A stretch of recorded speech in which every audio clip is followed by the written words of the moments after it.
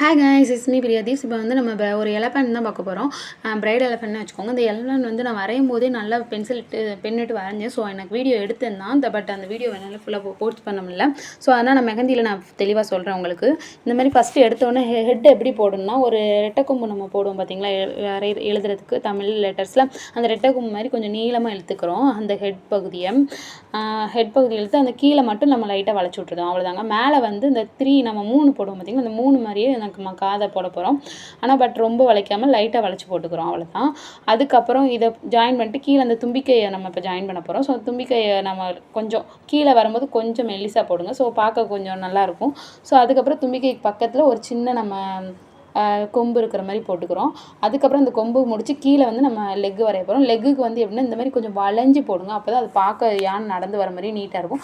அப்புறம் அந்த லெக்குக்கு இருக்க டிஸ்டன்ஸை நல்லா பாருங்கள். நான் கரெக்டாக சேம் கொஞ்சம் சின்ன சின்ன டிஸ்டன்ஸ் தான் கொடுத்துருப்பேன். ஸோ நீங்களும் அந்த சின்ன டிஸ்டன்ஸ் தான் கொடுக்கணும். நான் கீழே காட்டின பார்த்தீங்கன்னா அந்த டிஸ்டன்ஸ் தான் இருக்கணும்.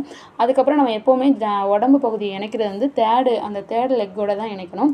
ஏன்னா அப்போ தான் பார்க்க யானை க்யூட்டாகவும் இருக்கும், நல்லா நடந்து வர மாதிரி இருக்கும். ஸோ அதுக்கப்புறம் அந்த இணைச்சதுக்கு அப்புறம் வேணால் நீங்கள் 4வது லெக்கை போட்டுக்கோங்க. ஸோ நம்ம நடந்து போகிற மாதிரி நல்லா தெரியும். அதுக்கப்புறம் ஒரு நம்ம கழுத்தில் மணி செயின் போடுற மாதிரி போட்டுக்கிறோம். ஸோ அந்த செயின் வந்து கொஞ்சம் வெளியே நீட்டி தெரிகிற மாதிரி போடுங்க. அப்போ பார்க்கும்போது இன்னும் நீட்டாக தெரியும்.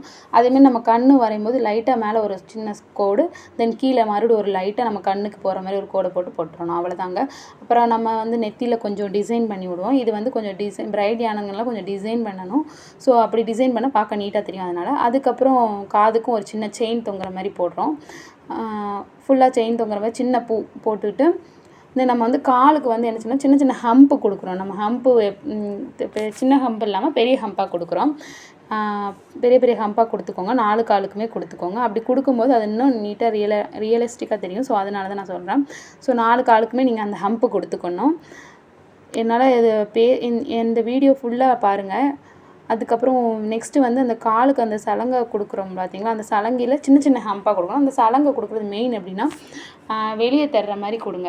வீடியோ வந்து ஸ்கிப் பண்ணாமல் ஃபுல்லாக பாருங்கள். அப்போ தான் நான் சொல்கிறது எல்லாமே உங்களுக்கு புரியும். சின்ன சின்ன ஹம்ப்பு கொடுங்க. அந்த சலங்கை கொஞ்சம் வெளியே தர்ற மாதிரி நீட்டி போடுங்க. அப்போ தான் பார்க்கவும் நல்லாயிருக்கும். ஸோ அதுக்கு அடுத்து நம்ம காதுகிட்ட இருந்து கீழே அந்த லெக்லாம் ஜாயின் ஆகிற மாதிரி நம்ம சால்வை போட போகிறோம். ஸோ சால்வையில் உங்களுக்கு என்ன டிசைன் பிடிக்குமோ அதை கொடுத்துக்கோங்க. நான் வந்து இதில் நெகட்டிவ் ஃபீலிங்ஸ் டிசைன் தான் கொடுக்க போகிறேன். ஸோ இந்த மாதிரி 2 டபுள் லேயராக போட்டுக்கோங்க. ஷாலை போட்டுட்டு நம்ம சின்ன பூ போட்டு அதுக்கு 3 லீஃப் கொடுத்து நான் நெகட்டிவ் ஃபீலிங்ஸ் எப்படி போடுறோமோ அந்த மாதிரி போட்டுக்கோங்க. இப்போ வந்து உங்களுக்கு எப்போவுமே வரையும் போது கொஞ்சம் லைட்டாகவே வரைஞ்சிக்கோங்க. அதுக்கப்புறம் கூட நம்ம ப்ராட் ஆக்கிக்கலாம். ஸோ திக்னஸ் கொடுத்துக்கலாம். ஸோ அதனால் லைட்டாகவே வரைஞ்சிக்கோங்க. அதுதான் ரொம்ப நல்லது. அதுக்கப்புறம் இந்தமாரி நான் எங்கெங்கே கொஞ்சம் மெலிசா தெரியுதோ அங்கெல்லாம் நான் பிரைட் பண்ணி விட்டுக்கிறேன். ஸோ இப்போ அதுக்கப்புறம் அந்த நான் சொன்ன மாதிரி ஷால்வையில் உங்களுக்கு என்ன நெகட்டிவ் ஃபீலிங்ஸ் கொடுக்கணும்னா கொடுத்துக்கோங்க. இல்லைனா ஒரு லோட்டஸ் வரைஞ்சி ஃபுல் டிசைன் கொடுக்கறனாலும் கொடுத்துக்கோங்க. அது வந்து உங்களோட இஷ்டம். ஸோ எப்போவுமே ஒரு தடவை நீங்கள் பென்சில் எடுத்து இதெல்லாம் வரைஞ்சி பாருங்கள். என்னால் பென்சிலில் வரைஞ்ச வீடியோவை நான் வீடியோ எடுத்தேன். பட் எனக்கு வீடியோ சரியாக இல்லாதனால நான் இப்போ மெஹந்தியில் காட்டுறேன். ஸோ நீங்கள் பென்சிலில் 1 டைம் வரைஞ்சி பார்த்துட்டு அதுக்கப்புறம் கோனில் ட்ரை பண்ணுங்கள். கண்டிப்பாக நல்லா வரும். நான் ஏற்கனவே சொன்ன மாதிரி தான் என்னோடய மெஹந்தி கொஞ்சம் சரியில்லாதனால என்னால் முடிஞ்ச அளவுக்கு நான் பெஸ்ட்டு கொடுத்துருக்கேன். ஸோ என்னோடய வீடியோஸ்லாம் உங்களுக்கு பிடிச்சிருந்தா லைக் பண்ணுங்கள், ஷேர் பண்ணுங்கள், சப்ஸ்கிரைப் பண்ணுங்கள், கண்டிப்பாக கமெண்ட் பண்ணுங்கள்.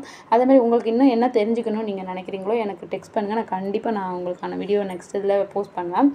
அதுக்கப்புறம் இந்தமாதிரி நெகட்டிவ் ஃபீலிங்ஸ்லாம் கொடுத்து ஃபில் பண்ணிக்கோங்க. இப்போ வந்து யானை கடைசி அவுட்புட் யானை வந்து கொஞ்சம் நீட்டாகவே வந்திருக்கும். சாரி ரொம்ப திக்கிறேன், அட்ஜஸ்ட் பண்ணிக்கோங்க. ஸோ இந்த மாதிரி ஃபில் பண்ணி விட்டுருங்க.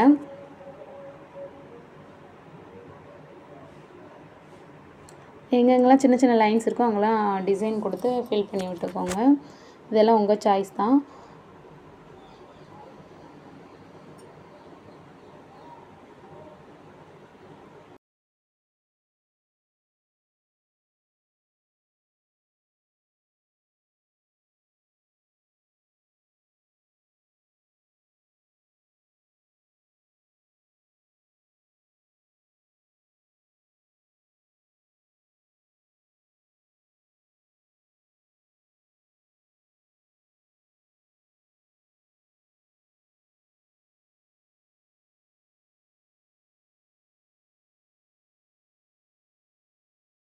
அப்புறம் யானையை நல்லா ஃபுல்லாகவே நல்லா அவுட்லைன்லாம் கொடுத்து நல்லா இது பண்ணிக்கோங்க. ஸோ என்னோடய வாய்ஸில் ஏதாவது கொஞ்சம் கொஞ்சம் மிஸ்டேக் இருக்கும், கொஞ்சம் அட்ஜஸ்ட் பண்ணிக்கோங்க காய்ஸ். எனக்கு கொஞ்சம் வேலை இருக்கனால நான் ரொம்ப அவசரமாக பேச வேண்டியதாகிடுச்சு. ஸோ இது தாங்க அவுட்லுக் எப்படி இருக்குதுன்னு பாருங்கள், யானையோட அவுட்லுக்கு. ஸோ இந்த மாதிரி நீங்களும் வரைஞ்சி பாருங்கள்.